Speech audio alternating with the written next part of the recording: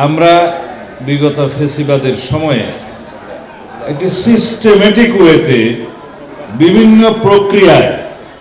বাংলাদেশের টোটাল শিক্ষা ব্যবস্থাকে ধ্বংস করে দেওয়ার জন্য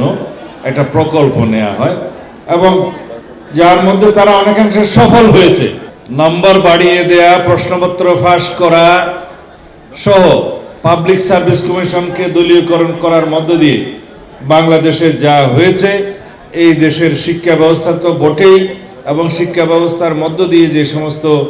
কর্মক্ষম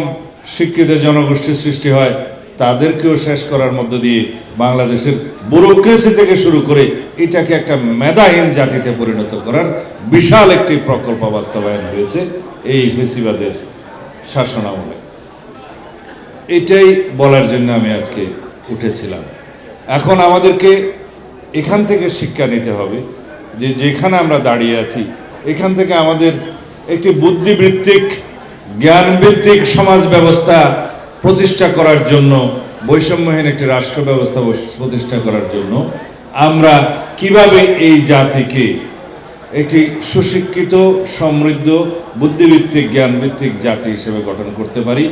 সেই জন্য আমাদের যথেষ্ট প্রকল্প হাতে নিতে হবে, সেজন্য যথেষ্টভাবে আমাদের কর্মসূচি নিতে হবে এবং আগামী দিনে ইনশাআল্লাহ আমরা সেটাকে চ্যালেঞ্জ হিসাবে নিয়ে যাতে এই জাতিকে একটি শক্তিশালী জাতি হিসেবে বিনির্মাণ করতে পারি।